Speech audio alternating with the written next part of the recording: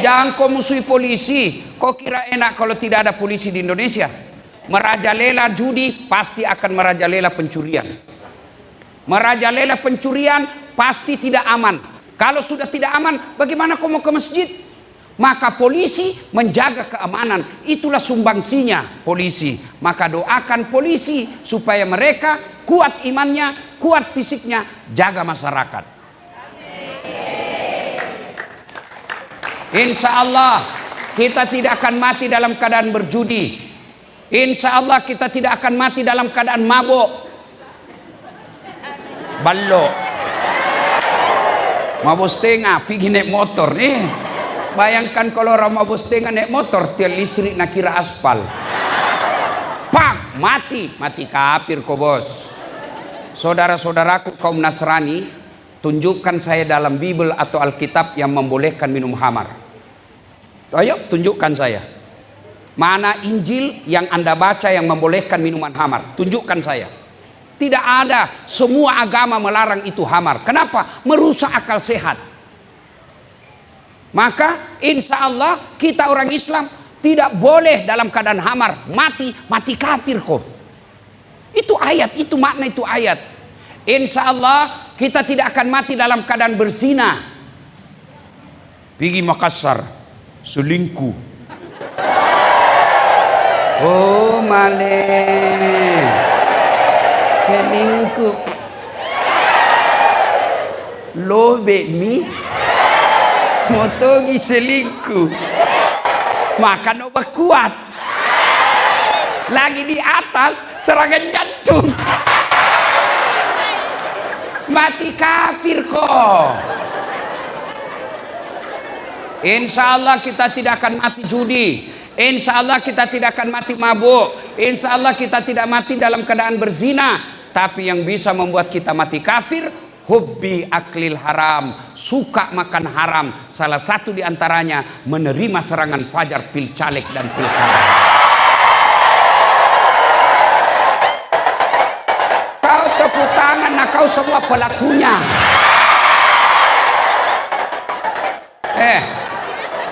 Kau larang bupati korupsi, kau larang pejabat korupsi, tapi kau minta uangnya. Dari mana mau dapat uang? Tapi kau minta. Kalau selesai ke pilkada tim sukses, Pak.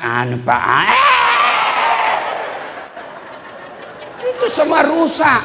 Ini pilkada kali ini, pilcaleg kali ini, pilkada yang paling jorok dan paling banyak sogok menyogok. Bagaimana orang mau jadi anggota DPR yang baik? Kau minta uangnya piro? Bos, dengarku ini dengarku ini. Kalau orang korupsi 70 juta, 70 miliar, 100 miliar masuk neraka, seimbang je bos. Di dunia nikmati 100 miliar. Mobilnya bagus, rumahnya mewah, makannya enak, keluar negeri keluyuran. Tapi kalau 300 ribu, jangan kau ketawa, kau semua ini pelakunya. Nah biar majelis taklim juga masogok. 300 ribu kau disogok, kau pilih orang. Sekarang betul-betul pilkada ini hilang akal sehat dan kekeluargaan. Saudaranya tidak mau pilih gara-gara apa? Sudah bertahun-tahun bertetangga, bersahabat. Pilkada, pilcaleg temannya tidak masuk, kasihan calon, tidak nak kasih uang, tidak nak pilih temannya yang sudah bertahun-tahun bersahabat. Siapa nak pilih? Yang kasih 300 ribu. Jangan kau ketawa, saya serius ini. Bu, dengar ini bu ya. Bapak yang dengar ini. Kalau kau terima itu uang serangan fajar, pilkada, pilcaleg, itu artinya kau tutup masa depan anakmu yang jujur, yang cerdas, yang pintar, jadi anggota DPR, jadi bupati. Kenapa? Karena hanya orang kaya yang bisa jadi anggota DPR.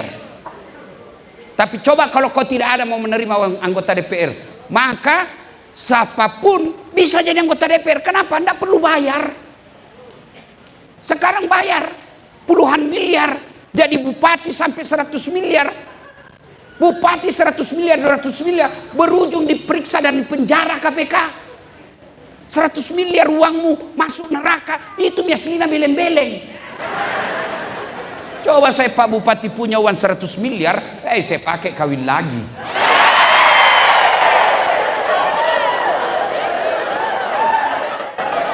Itu Tommy kelebihannya kami ustadz dari pendeta. Pendeta saat istrina, ustadz sampah.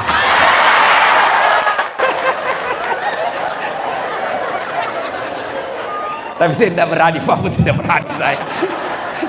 Makna ayat ini, saudaraku, mulai jangan kau terima uang haram. Ya, pejabat jangan kau sogok rakyat. Rakyat jangan kau peras pejabatmu. Ya, kalau kau tidak peras pejabat, rakyat tidak minta uang, insya Allah mereka bekerja dengan tulus. Tapi karena belum dipilih, kau sudah minta, akhirnya terpilih. Apa prinsipnya? Kembali modal dulu. Ini makna ayat, jangan kamu mati kecuali beragama Islam. Wa qala idzan bismillahirrahmanirrahim. Ya ayyuhalladzina amanu dakhulu fis-silmi kaffatan wa la tattabi'u khutuwatis syaitan innahu lakum aduwwum mubin. Wahai orang-orang yang beriman, masuklah engkau ke dalam Islam secara sempurna. Bukan Islam pencitraan, bukan Islam politik, bukan Islam pilkada, bukan Islam pilcaleg. Itu politisi kalau mau dipilih badede penampilan nakala-kala ustad, pakai songkok, pakai gamis, pakai serban, keluar masuk masjid. Pilih saya, sama-sama kita orang Islam di Toraja. Kalau ada masalah mau telepon saya, aktif HP ku 24 jam. Begitu terpilih, nah ganti nomor HP nah. Ada begitu di Toraja Utara? Ada?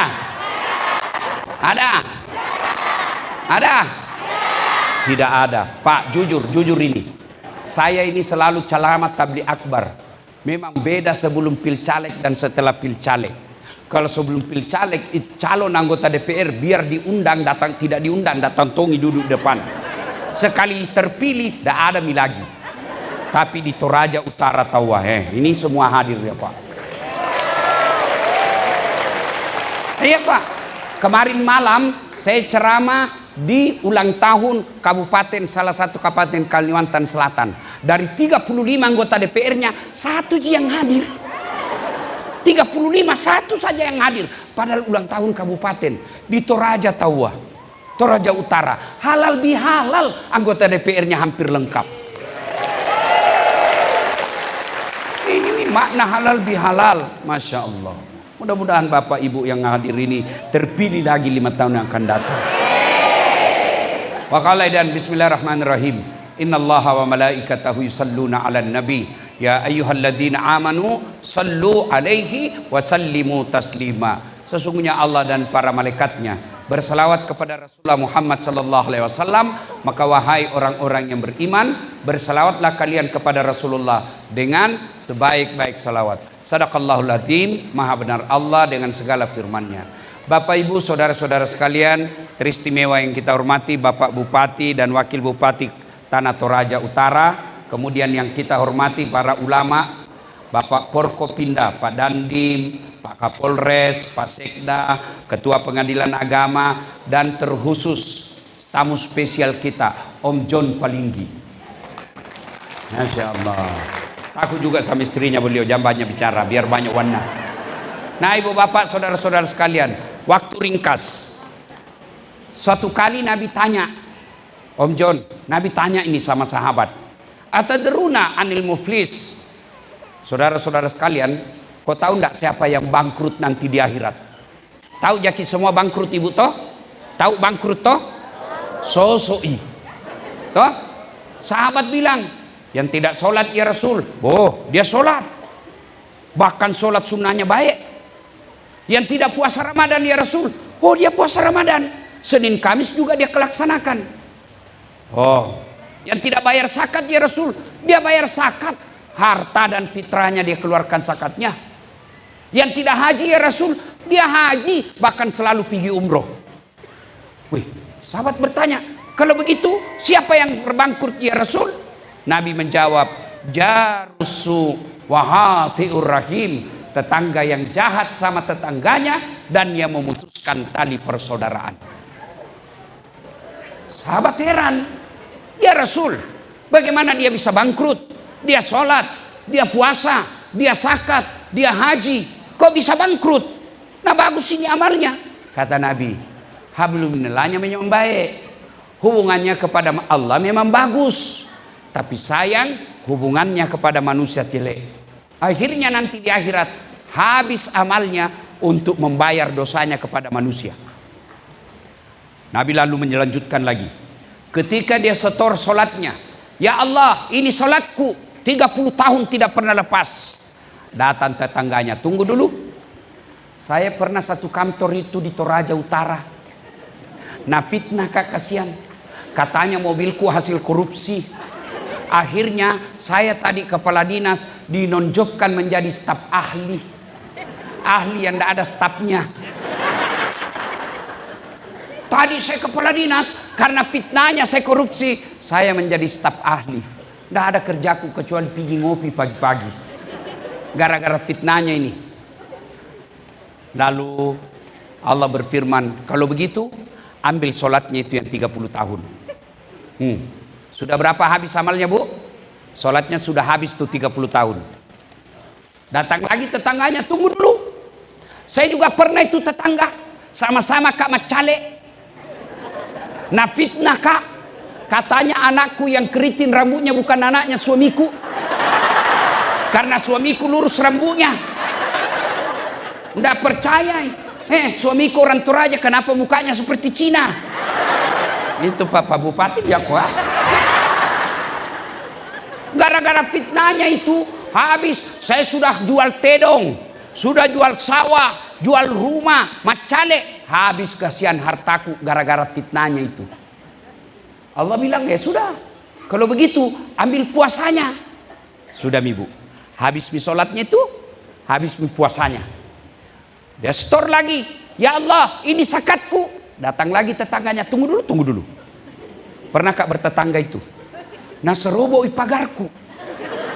Nah ambil tanahku 30 cm.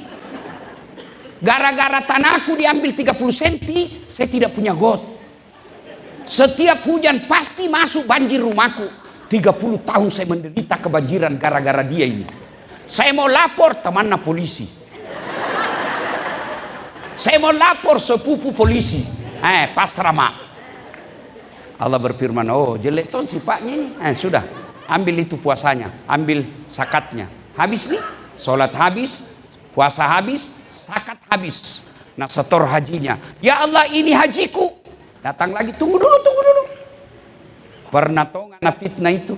Nah sakiti kak, nah usir kak orang gara-gara dia itu. Nah bilang, ambil lagi. Oh masih ada, bu, sudah habis sholat, habis puasa, habis zakat, habis haji, masih ada orang yang datang. Saya juga pernah disakiti itu, pencemaran nama baik. Saya melapor, tidak diterima laporanku. Saya malu satu kampung. Saya tinggalkan kampung halamanku gara-gara kelakuannya itu. Nabi bilang yang tadi banyak amalnya, Tuhan bagaimana caranya ini? Nah habis mi amalku kasihan. Agaman pugau iya kasih dia, nagagama laku. Ternyata orang Bugis. Tahu? Labu apa mau ketuh? Kandai labu aja. Bagaimana lagi caranya ini Tuhan? Bagaimana habis amalku kasih yang ini? Allah berfirman, hari ini pengadilan tidak ada kebatilan, tidak ada kejahatan, tidak ada dosa yang tidak dibalas. Supaya adil, ambil dosanya orang yang pernah kau sakiti. Nauzubillah min zalik. Amalnya habis membayar orang, dosanya orang masuk ke dirinya. Itulah yang disebut bangkrut. Memang baik salatnya, memang bagus Senin Kamis puasa, memang rajin dia tadarus, memang rajin dia tahajud, tapi di kampung tidak ada senang. Bangkrut kok nanti. Itulah makna Pak Bupati tidak mau kalau kita seperti itu didatangkan Ustadz Dasat Latif. Kenapa Ustadz Dasat Latif? Apa karena paling pintar? Apa karena paling hebat? Tidak, karena paling banyak followerku. Bukan karena saya pintar. Banyak lebih pintar dari saya di sini. Enggak, tapi karena banyak tonsen penonton. Kenapa banyak penontonku? Barangkali suka kasih gembira-gembira orang. Yang kau ceramah sangin neraka, kau cerita. Bagaimana orang sudah di rumah dimarahi sama istri, di kantor ditendang sama komandan, di warung kopi ada tagihan, kita masuk lagi gereja neraka terus dicerita, masuk di masjid neraka juga. Apa enaknya hidup? Nah, maka kita penting acara halal bihalal ini. Supaya apa? Jangan kau bangkrut. Ramadan kalau orang Islam habis dosamu kalau Ramadan. Siapa bilang? Nabi. Man shoma ramadana imanan wahtizaban gufira lahu ma taqaddama min zambihi. Itu hadis Nabi. Saya perlu jelaskan kepada Bapak di anggota DPR pengetahuan dasar soal ini, ya. Hadis itu ucapannya Nabi. Ucapan namanya hadis. Kelakuannya Nabi, bagaimana Nabi tidur, bagaimana Nabi duduk, bagaimana Nabi jabat tangan, itu namanya sunnah. Ya.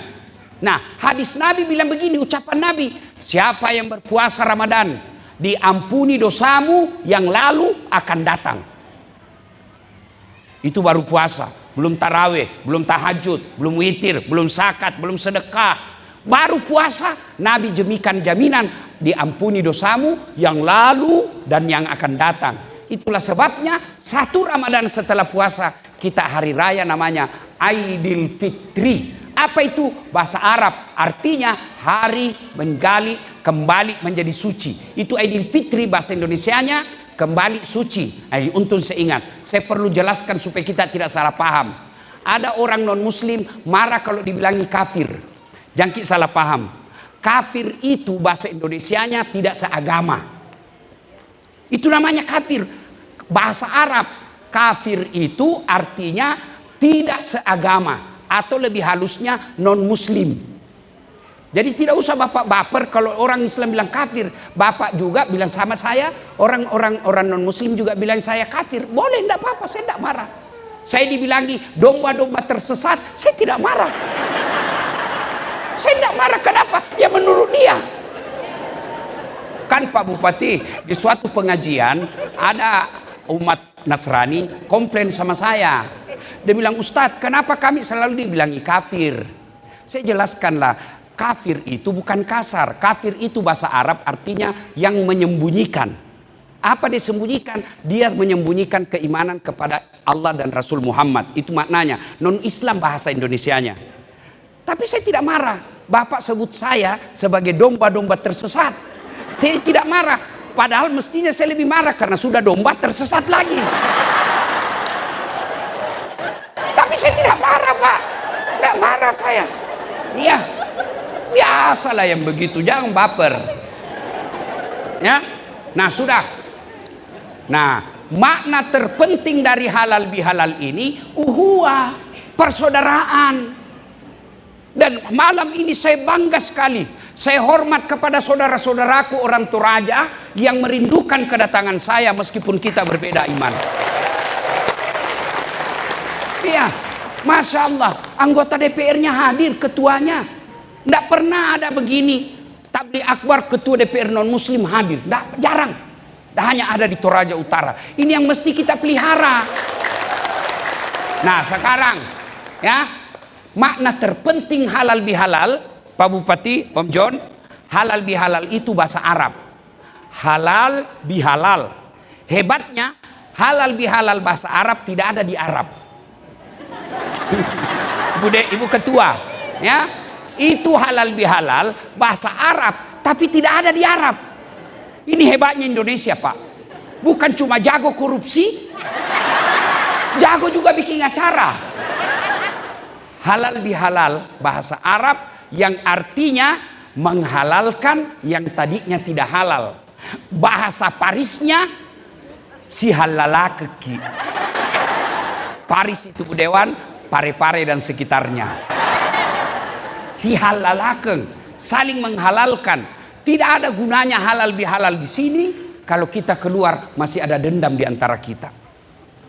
Tidak ada gunanya kita halal bihalal, habis anggaran, habis waktu, kita datang di sini masih sakit hati. Tidak ada gunanya. Halal bihalal Sudah ini kita saling bersilaturahmi, menghalalkan yang tadinya sakit hati. Nah, berkaitan halal bihalal, intinya persaudaraan. Magar nasi salah-salah tahu mapanya si kande-kande tahu. Hah?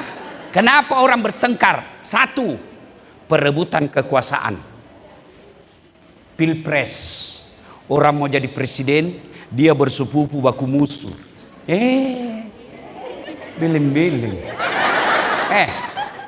Pilpres sudah selesai, sampai sekarang masih ada baku musuh. Masih ingat waktu Pilpres 2019? Hah? Pilpres 2019, siapa yang bertanding?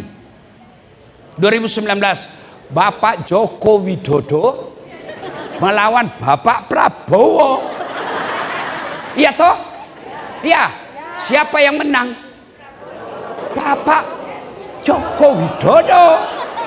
Siapa menterinya? Prabowo. 2024 siapa yang bertanding? Bapak Prabowo lawan Anies Baswedan. Siapa wakilnya Anies Baswedan? Siapa wakilnya? Hah? Muhaimin Iskandar. Siapa yang menang? Bapak Prabowo. Siapa menterinya? Muhaimin. Kalian bertengkar sampai sekarang, apa kau dapat? Hah? Kalau tim sukses baku cambo, wajar mau jadi menteri.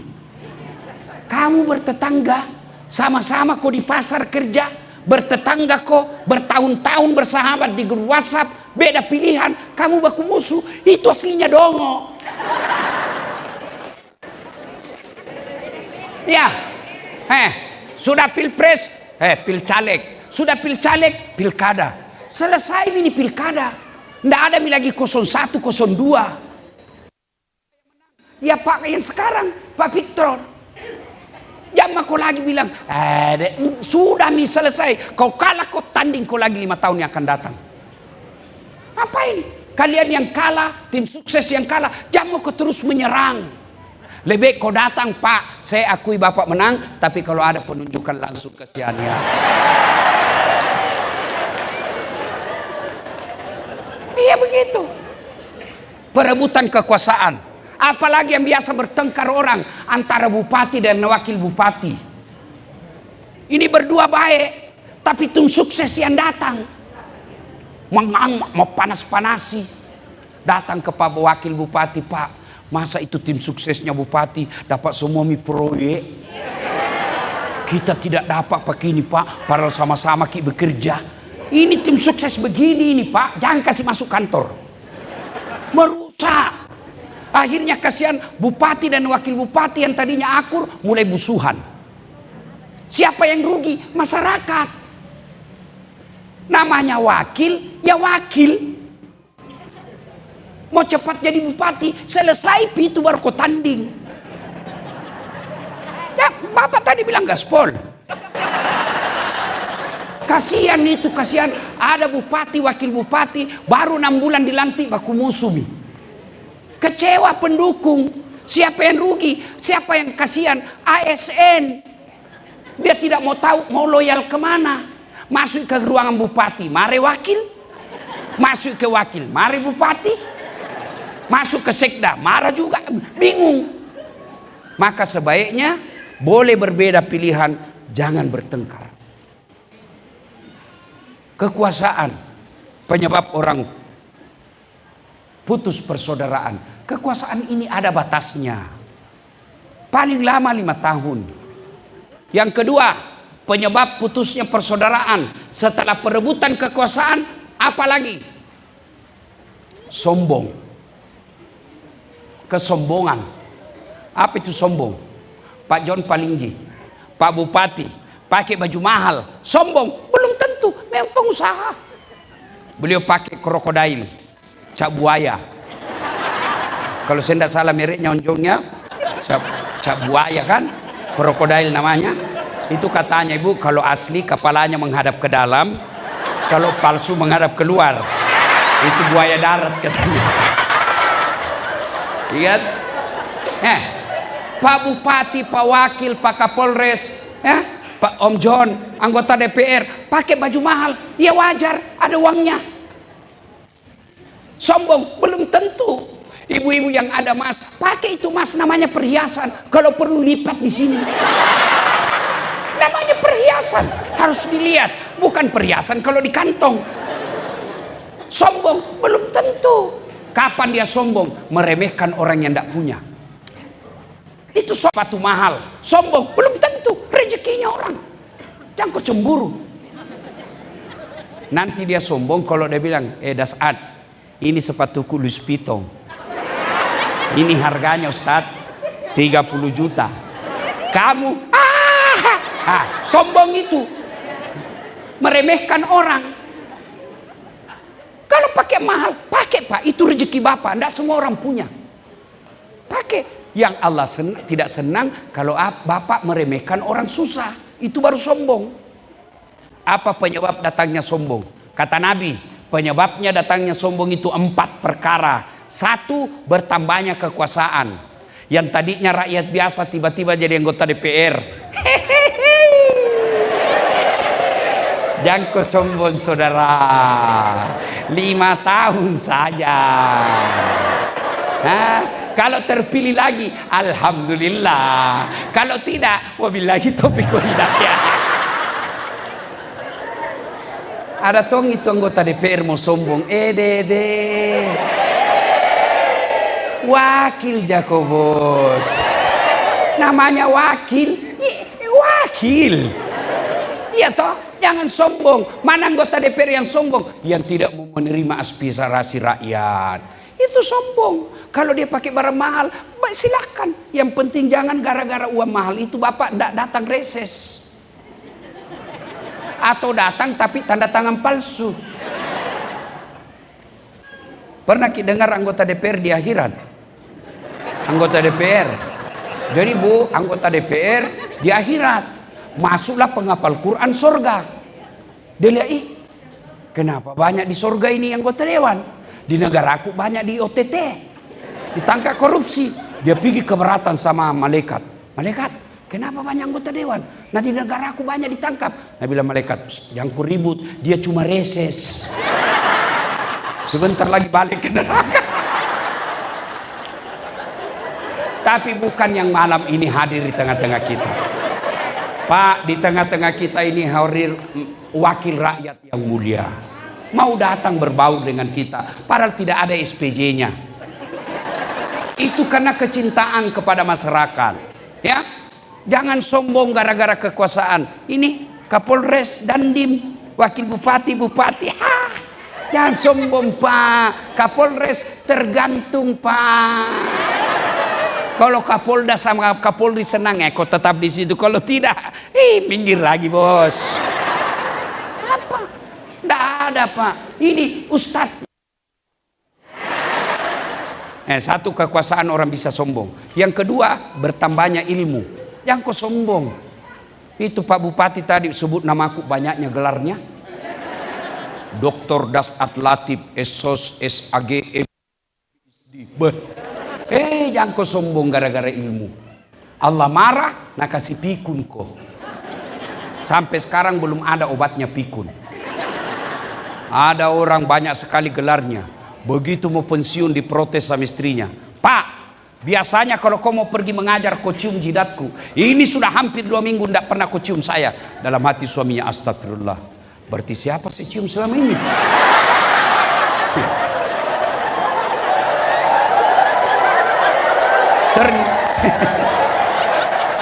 Ternyata pembantunya dia. Apa kau mau sombong? Ada ustadz sombong, ada ustadz sombong, banyak. Mana yang tidak mau menerima perbedaan pendapat?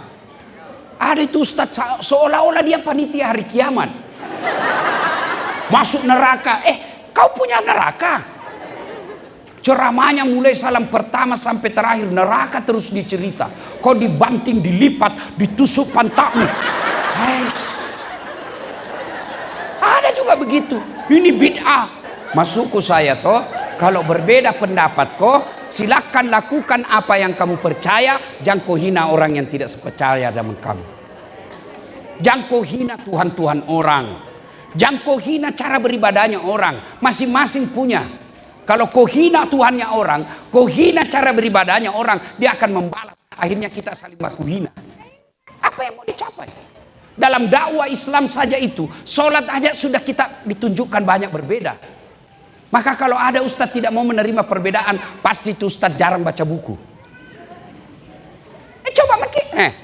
Saya kasih lihat kau contoh, Pak Bupati. Itu orang kalau sholat selesai takbir, macam-macam meletakkan tangannya. Allahu Akbar. Begini pertama. Itu ada dalilnya? Ada. Allahu Akbar. Ada begini. Antara dada dengan pusat. Yang ketiga, Allahu Akbar. Di atas pusat. Allahu Akbar. Di bawah pusat. Porno lagi nih bu ini. Bukan di bawah sekali.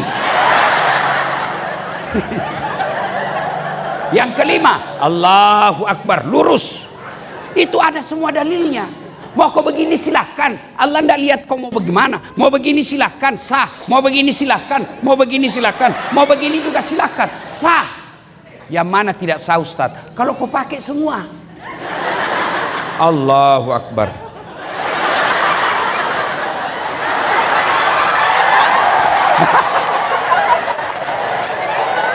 Batal itu. Ya. Sombong gara-gara ilmu.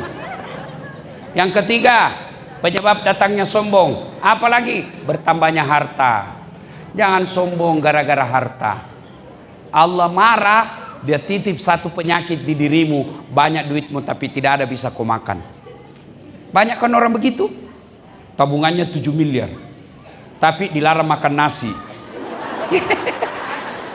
Apa enaknya kalau dilarang makan nasi? Ibu-ibu, baru kak pulang ceramah dari Los Angeles. Kau tahu Los Angeles, Bu? Tahu ke Los Angeles? Butuh kabobon terus.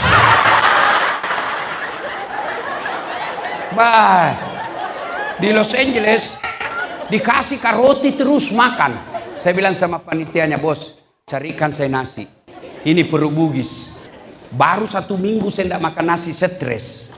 Ada orang dilarang makan nasi, dilarang makan daging, dilarang makan pedis, dilarang makan garam, dilarang makan gula, dilarang makan daging. Apa yang bisa namakan? Ubi rebus.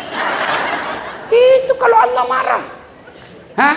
Duitnya banyak, tapi dia bilang dokter, Pak, selama Bapak aktif ini di kantor tidak pernah kena matahari, tidak pernah kena sinar. Bapak selalu kena AC. Mulai besok Pak kalau bisa jam 7 sampai setengah 8 atau setengah 9 Bapak jemur diri jalan-jalan Pak ya. Jangan pakai baju supaya kena matahari kulitnya Pak. Pakai celana pendek juga Pak ya, supaya kena semua ini. Jangan pakai peci. Terakhir jangan pakai sendal. Jam 7 keluarlah di kompleks jalan-jalan tidak pakai sendal, tidak pakai baju. Apa bedanya sama gembel? Ayo, jangan sombong gara-gara harta. Yang keempat, bertambahnya popularitas. Seperti Das Atlatif. Mau kau sombong Ustaz? Saya bisa jadi penceramah karena ada penonton. Mana bisa saya ceramah kalau tidak ada penontonku?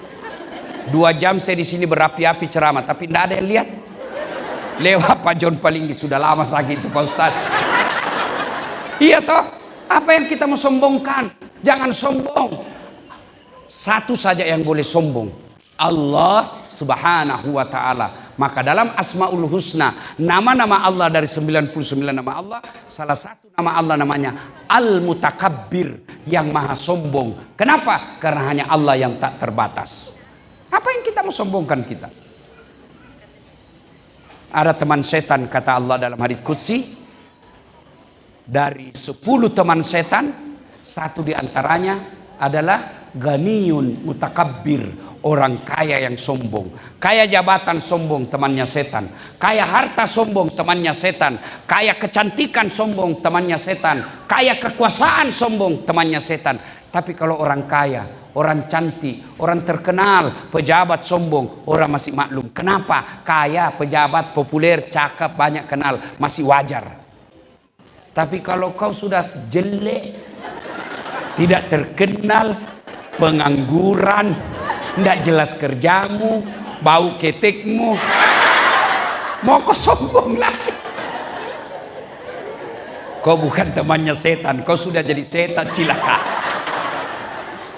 Maka keluar dari lapangan ini, keluar dari gedung ini, jangan lagi ada rasa sombong di antara kita. Kalau sombong kita remehkan orang, barangkali dia tidak lawan, lambat laun dia akan jaga jarak sehingga tidak pernah ketemu, maka pada saat tidak mau ketemu lagi, putus persaudaraan.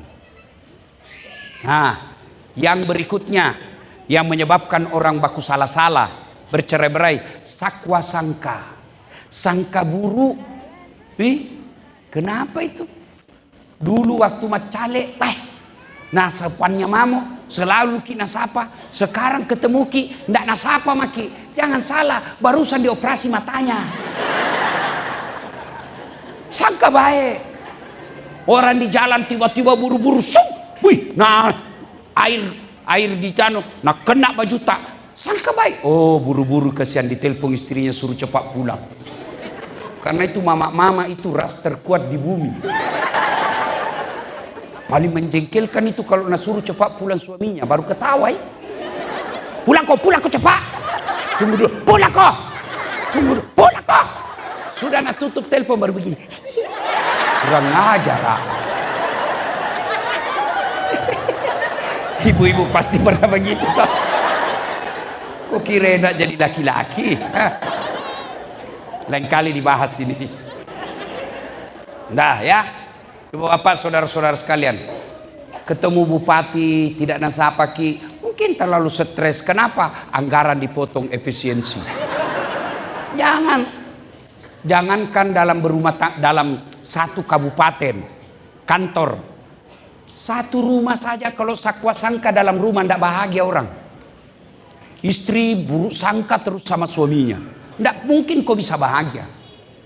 Baru pulang suaminya, kenapa ada bau cewek ini? Penjual parfum. Sangka buruk terus. Kalau kau sangka buruk, pasti tidak bisa kau bahagia. Coba kalau kau sangka baik, telepon suamimu pagi-pagi tidak diangkat. Oh, lagi sholat duha. Telepon siang tidak dijawab. Oh, lagi sholat duhur di masjid. Telepon jam 2 tidak jawab. Berarti nak lupa HP-nya ini. Telepon lagi jam 3. Nak lupa betul HP-nya. Masuk WhatsApp temanmu. Kuliah suamimu bonceng cewek cantik sekali. Oh, berarti mak goje ini suamiku. Itu tenang perasaan. Jangan sangka buruk. Bu, ini ada cerita, wallahu alam benar atau tidak. Cerita gini. Ada orang suami istri 5 tahun nih kasihan bersuami, tidak punya anak. Di tahun ke-6 dia pergi ke ahli kandungan, periksa. Nah bilang dokter, oh alhamdulillah ibu sudah terlambat 2 bulan. Baik, senang suami istrinya. Nah telepon suaminya, Pak, alhamdulillah saya sudah terlambat 2 bulan. Kata suaminya, alhamdulillah. Tapi tolong jangan cerita bu ya, malu kita kalau ndak jadi lagi. Iya pak, rahasia bersama. Iya jangan cerita-cerita ya. Iya rahasia bersama. Beberapa hari kemudian datang petugas PLN di rumahnya nih bu.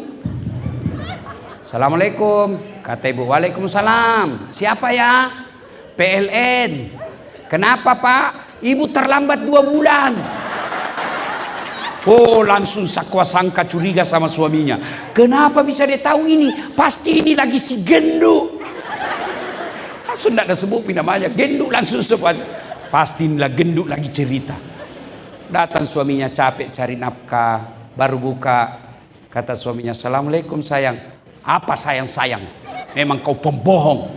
Apalah? Kenapa itu PLN tahu saya terlambat 2 bulan? Pasti kau kasih bocor.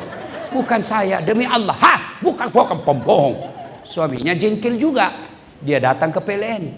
Ada apa kau tahu istriku terlambat 2 bulan? Dia bilang, ini pak ada catatannya. Ada apa kau catat-catat? Hapus itu. Dia bilang boleh dihapus tapi bapak bayar dulu. Kalau saya tidak mau bayar, ya terpaksa punyanya bapak diputus. Kalau punya aku diputus, apa nak pakai istriku di rumah? Nah bilang ya terpaksa pakai lilin.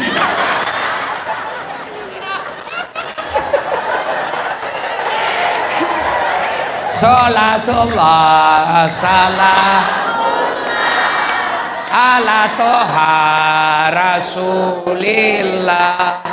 Salatullah salamullah ala yasin. Sudah, penyebab putus persaudaraan: 1, perebutan kekuasaan, 2, sombong, 3, sakwa sangka, 4, serakah. Serakah itu lebih bahaya dari pelit. Kalau pelit tidak mau diambil uangnya, tapi serakah sudah tidak mau diambil, dia ambil barangnya orang. Itu serakah itu. Dan biasanya itu banyak di kantor dinas.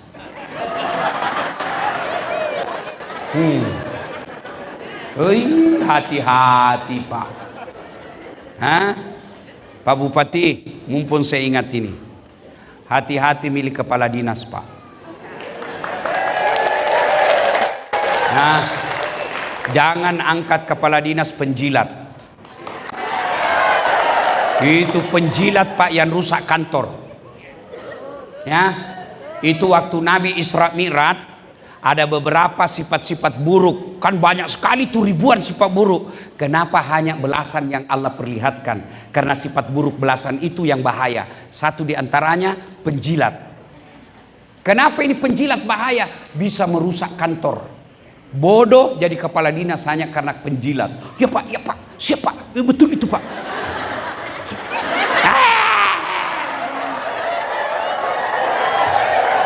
Jangan mau. Bapak juga ASN, jangan terlalu hancurkan harga dirimu untuk jabatan. Kamu doktor, kamu sekolah menjadi sekolah tentang pemerintahan. Di depan anak dan istrimu seolah kau tidak punya lagi harga diri. Pak, ada anakmu, kasihan. Bagaimana perasaannya itu anakmu lihat bapaknya seperti tidak punya harga diri. Kamu tampil berdiri tegak di depan anakmu supaya anakmu bangga punya bapak. Ini menjilat. Orang Bugis, ini mani puang iya. Sudah, jangan pilih mereka Pak. Bapak kalau mau sukses memimpin, pilih pegawai yang betul-betul kompeten. Ya. Kalian juga kalau tidak sudah diuji kau tidak lulus, jangan kau sangka buruk, berarti bukan di situ tempatmu yang baik. Saya sering alami bersangka buruk kepada Tuhan tidak ada baiknya. Sangka buruk kepada hidup ini pasti membuat hidupmu gelisah. Oh begini, saya pernah ikutkan daftar tentara waktu saya tamat SMA. Mau tau nggak jadi akabri? Nggak lulus gara-gara ceper. Temanku lulus, sekarang dia tugas di Polda Sulbar. Pangkatnya saya lihat baru 1 kompol, satu bunga. Saya tidak lulus jadi tentara, saya lulus jadi ustadz, jadi pakai baret merah. Temanku pakai baret merah reserse, saya pakai baret putih. Tapi alhamdulillah dengan baret putih yang saya pakai, mulai baret hitam sampai baret merah, ku caramai kau semua. Ku caramai dua-duanya. Sangka baik. Saudaraku, kalau kau sudah dites tidak lulus, jangan kau sangka buruk. Berarti bukan di situ tempatmu yang bagus. Saya gagal lagi, masuk lagi fakultas kedokteran. Tes tidak lulus lagi. Temanku lulus. Ya Allah, kenapa kau tidak luluskan saya jadi dokter? Kau tidak rugi jadi Tuhan kalau saya jadi dokter? Saya tahu jawabannya. Apa jawabannya? Saya pergi kuliah karena saya lulus di Sospol. Tabrakan jalan perintis kemerdekaan, berceceran darah. Saya turun tolong dia yang tabrakan, saya yang pingsan. Ternyata saya tidak bisa lihat darah. Seolah-olah Allah bilang, Das'at, bagaimana kau mau jadi dokter? Kau tidak bisa lihat darah. Lebih kau jadi ustadz. Kau ustadz mengobati jiwanya orang, bukan fisiknya. Jangan kau pernah sangka buruk. Ya, Temanku yang jadi dokter mau pulang lebaran, telepon, pulang ke lebaran. Tidak, kenapa? Mahal tiket. Dalam hatiku, untung saya jadi ustadz, tidak pernah pikir tiket. Siapa yang belikan tiket? Pak Bupati. Kalau Bapak sangka baik, jangan cari pejabat Pak yang pandai menjilat. Pandai menjilat itu bisa membawa Bapak masuk neraka dan bisa masuk berakhir pada penjara. Tes dia, kalau mampu. Dan pejabat tidak usah pencitraan, pergi kayak pendek ini di shooting, nggak cocok begitu. Berapa yang bisa kau sawer, berapa yang bisa kau datangi? Pejabat itu dia sudah tahu penyakitnya masyarakat, dia panggil anggota DPR, dia panggil kepala dinas, ini ada masalah masyarakat, sudah selesai, ini perdanya, bikin, selesaikan, masyarakat semuanya menikmati satu kabupaten. Sudah ya. Nah, sekarang banyak tapi waktu terbatas. Itu tadi penyebab putus kekuasaan. Yang kedua, apa tonsi hebatnya kalau banyak teman? Kalau banyak teman tak? Satu, insya Allah menang pilkada. Jelas itu. Yang kedua, orang banyak temannya murah rezekinya. Apa maksudnya? Saya miamali. Saya ini Bu, tidak banyak uangku, tapi temanku banyak warna. Ada Yusuf Kalla, ada Om John, orang banyak semua wanita ini, temanku semua ini. Saya di Makassar, tidak pernah laku uangku. Kalau saya pergi pasar Potere, baru kak turun ada yang teriak, Assalamualaikum Ustaz. Dalam hatiku aman dan terkenal. Dia ada isi sayur, ada isi berapa ji? Ajak na Ustaz. Tidak enak balu bangun. Jangan maki Ustaz. Tidak enak kak, jangan nih ji. Dalam hatiku itu memang kutunggu. Saya kalau masuk rumah makan, itu rumah makan nelayan dekat pantai, itu begitu saya mau berdiri bayar, sudah ada yang bayar tadi. Siapa yang bayar? Non muslim. Siapa yang bayarkan? Orang Tionghoa. Itu enaknya kalau banyak teman. Maka bodoh kalian kalau cari musuh, lebih baik cari teman. Orang banyak temannya murah rezekinya. Saya berdoa, ya Allah bukakan rezekiku, tidak mungkin uang datang dari langit-langit masjid. Itu film karton itu. Tapi dari mana uang? Dari tangan-tangan manusia. Maknanya makin banyak temanmu, makin banyak uang yang datang melalui tangannya. Yang kedua, yang ketiga, orang yang banyak temannya, insya Allah panjang umurnya. Apakah panjang umur 150 tahun? Tidak. Panjang umur adalah meskipun sudah meninggal orang masih kenang kebaikannya. Sebelum saya lupa, Pak Bupati, anggota dewan yang saya muliakan, tidak semua Allah kasih kekuasaan Pak. Pak Bupati, tidak semua Pak. Kalau orang kaya jadi pejabat, kaya semua orang jadi pejabat. Tapi buktinya banyak orang, banyak uangnya, tidak bisa jadi pejabat. Kalau gara-gara pintar orang jadi pejabat, jadi pintar semua orang jadi pejabat. Tapi buktinya banyak orang pintar tidak pejabat, orang belen-belen jadi bupati. Banyak begitu kan. Siapa yang bisa kasih itu jabatan? Tuhan yang Maha Kuasa. Maka manfaatkan Pak Bupati, Pak Wakil Bupati, anggota DPR, manfaatkan untuk berbuat baik kepada masyarakat. Rugi Bapak kalau tidak berbuat baik. Bapak Bupati, Bapak Kapolres, Pak Dandim jauh lebih gampang masuk surga daripada ulama. Kok bisa? Saya ceramah, ayo adik-adik sekalian, jangan judi. Apa anak muda marah, nak kasih kempes bawa mobilku. Iya toh? Tapi coba kalau Kapolres, tidak boleh ada judi di sini, berhenti orang judi Pak. Kenapa? Punya kekuasaan. Saya teriak, jangan minum hamar, jangan mabok-mabok. Malah mabok di depanku. Tapi Bupati bikin perda, peraturan minuman hamar, hilang itu hamar Pak. Itulah keliru kalau orang punya kuasa tidak digunakan masuk surga. Dan Bapak insya Allah kalau seorang Bupati jauh lebih cepat masuk surga daripada ulama. Kok bisa? Nanti kalau Nabi bilang malaikat, ulama Toraja Utara masuk surga. Masih antri itu? Banyak. Ulama NU, ulama Muhammadiyah. Kok banyak? Ulama kecamatan. Banyak, masih ratusan orang antri. Tapi kalau malaikat bilang, Bupati Tanah Toraja Utara masuk surga, Bapak santai sendiri. Tidak ada teman Bapak, sendiri Bapak. Maka keliru bapak-bapak anggota dewan, para Forkopimda kalau tidak menggunakan kesempatan berbuat baik untuk rakyat. Bikin sedekah. Sedekah itu memanjangkan silaturahmi. Apa sedekahnya Bapak? Itu kerja yang bagus. Itulah sedekahnya. Panjang umurnya. Maksudnya apa? Meskipun kekuasaan anggota DPR 5 tahun, tapi Bapak bikin perda yang baik. Selama perda itu diamalkan, itu umurnya Bapak masih dikenang meskipun sudah dalam kubur. Tapi kalau orang tidak baik sifatnya, Pak, cepat mati. Jangankan hidup, jangankan mati, masih hidup saja orang doakan kisial. Lewat mobil tanah doakan kita tabrakan lalu, tabrakan. Itu Pak, itu ditangkap lalu, ditangkap. Itu. Maka orang yang banyak temannya panjang umurnya. Nah, Bapak Ibu saudara-saudara sekalian, poin ketiga, setelah penyebab putus silaturahmi, orang era silaturahmi banyak keutamaan. Yang ketiga, bagaimana cara menyambungkan yang sudah terlanjur putus. Satu, halal bihalal. Begini caranya. Inilah halal bihalal. Caranya apa? Kalau muslim, jabat tangan. Pertama, jabat tangannya. Bagaimana kalau dia perempuan bukan mahram? Tidak boleh. Makanya saya Pak Bupati, kalau masih swaku yang cewek-cewek cantik, saya tidak mau jabat tangan. Kenapa? Dia masih muda. Barang bagus.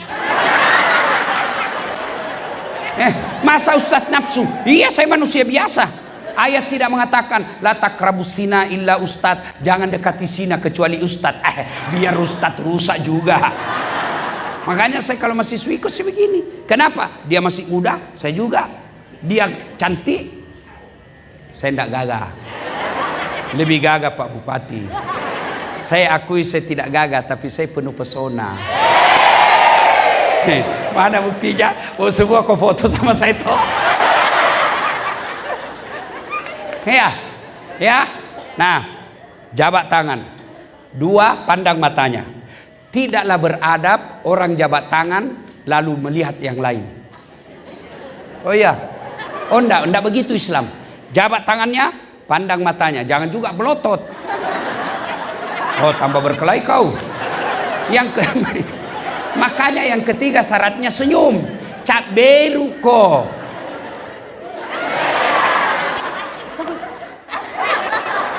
Apalagi menerima telepon, tidak boleh itu begitu, tidak adab namanya, bukan Islam itu begitu. Jabat tangan, pandang mata, senyum, 4 salawat. Allahumma salli ala sayyidina Muhammad wa ala sayyidina Muhammad. Yang kelima ini agak berat. Sebut judulnya dosa. Jadi bapak-bapak kalau minta maaf sama istri, sebut judulnya. Jadi Bu, kalau suamimu minta maaf suruh sebutin. Nah bilang Ustadz Dasat, sebut judulnya apa? Nah bilang suaminya, marah kok nanti. Enggak apa? Sebut kok apa? Enggak marah kok enggak? Berjanji kok enggak marah? Iya, enggak marah aja. Maafkan saya Bu. Kenapa? Waktu ku dinas di Manado, ada perempuan mirip sekali ku. Saya hilap Ibu. Nah bilang istrinya, saya maafkan kok, karena kau waktu pergi juga saya hilap di belakang. Nah, sebut judulnya. Ya, ini yang keenam agak berat. Kalau berkaitan dengan barang, syaratnya kembalikan barangnya orang. Saudaraku ASN, kalau ada yang pernah ngambil barang-barang kantor, kalau Anda mau bertobat, kasih kembali besok. Saya serius ya, saya serius. Biasanya itu kalau ada rumah dinas ditinggal kepala dinasnya, hilang semua gorden. Piring juga hilang, AC juga hilang. Kalau Bapak mau bertobat, semua barang-barang negara kasih kembali. Saya, kenapa Dek? Pernah dulu ada hilang laptop?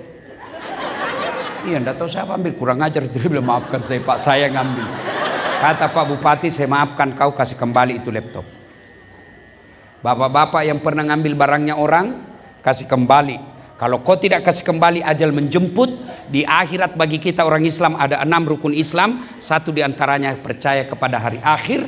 Dan hari akhir disebut hari pembalasan, di mana ditimbang semua amal. Kalau Bapak tidak kembalikan sebelum meninggal, maka semua barang yang pernah Bapak ambil disuruh pikul. Motor. Itu saya bayangkan itu yang pejabat korupsi mobil.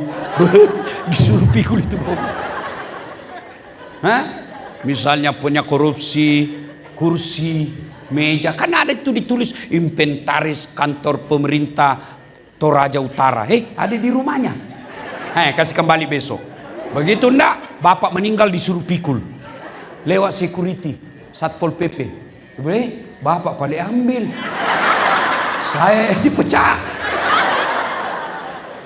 Jadi hati-hati Pak.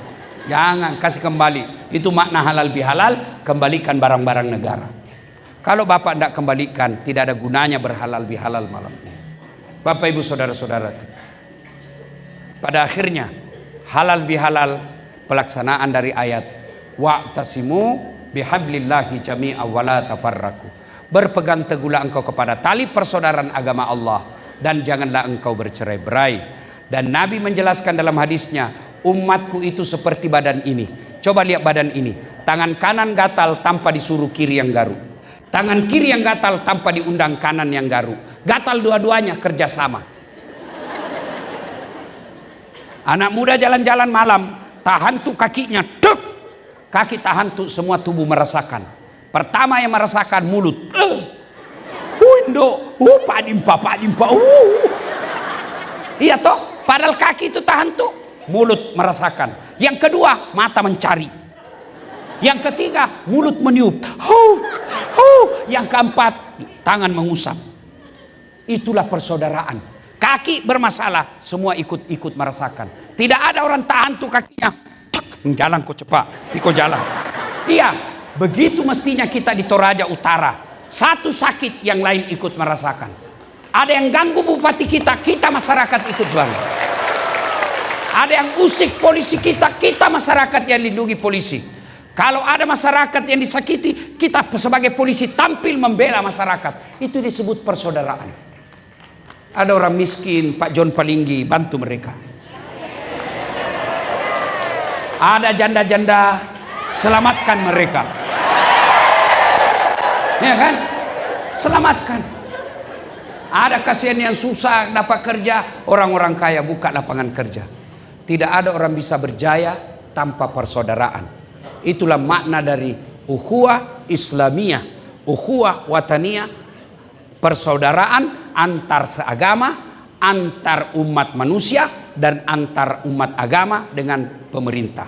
Kalau ini kita lakukan, maka insya Allah janji Allah, walau anna ahlal qura amanu wattaqau lafatahna alaihim barakatim minas sama'i wal ar. Apabila penduduk di tanah Toraja ini, Toraja Utara ini akur, damai, tentram, maka Allah akan turunkan keberkahan dari langit dan Allah munculkan keberkahan dari dalam tanah. Luar biasa Pak. Bapak Ibu orang Islam datang ke Saudi. Di Saudi itu gunungnya tidak ada kayunya, semua batu hitam, tidak ada. Kita alhamdulillah gunung tak selewat dari tadi, dari bandara masuk, masya Allah hijau. Sampai saya bilang sama Pak Bupati, luar biasa kampung kita ini. Saya yakin di sini pasti sehat-sehat jantungnya, sehat-sehat paru-parunya. Kenapa? Hijau. Dan matanya juga sehat. Karena hadis mengajarkan itu. Kalau mau sehat matamu sering-sering yang melihat yang hijau. Salah paham lagi Pak Ontor.